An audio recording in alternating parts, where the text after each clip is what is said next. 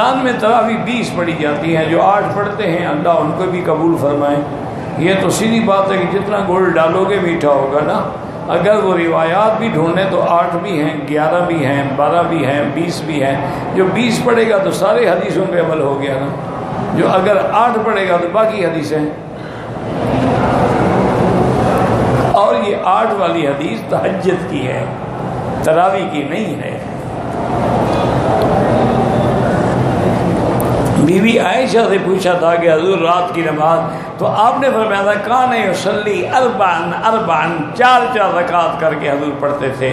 فلا تسأل عن حسنہن وطولہن، حضور کی جماعت، حضور کی نماز کا حسن اور جمال اور اس کی طوالت کیا پوچھتے ہو میرا بیٹا، وہ کیسی نماز ہوتی تھی؟ تو وہ تو 4 تراویح تو 2 رکعت پڑھی جاتی ہے۔ اور بی بی عائشہ سے پوچھنے کا معنی ہی یہی ہے کہ تہجد کے بارے میں پوچھا جا رہا ہے، تراویح تو مسجد میں ہوتی ہے، کسی اور صحابی سے پوچھا جاتا۔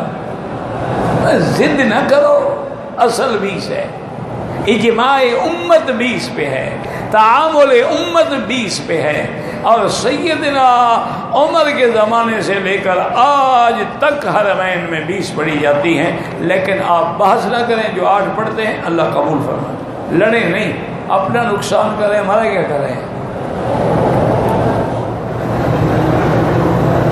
اگر امام رکوع میں ہے اور ایک آدمی آیا اور رکوع میں ملنے کا یہ طریقہ نہیں ہے کہ وہاں سے وہ رکوع میں آئے، اللہ اکبر کر کے کھڑا ہو، سبحانک اللہم و بحمدک، یعنی کم از کم 3 دفعہ پھر رکوع میں جائے، اللہ اکبر کہہ کے رکوع مل جائے، اس کی رکعت ہو گئی۔ فاتحہ پڑھنے نہ، کیونکہ من ادرک الرکوع فقد ادرک الرکعہ، جس نے رکوع کو پا لیا اس کی رکعت ہو گئی۔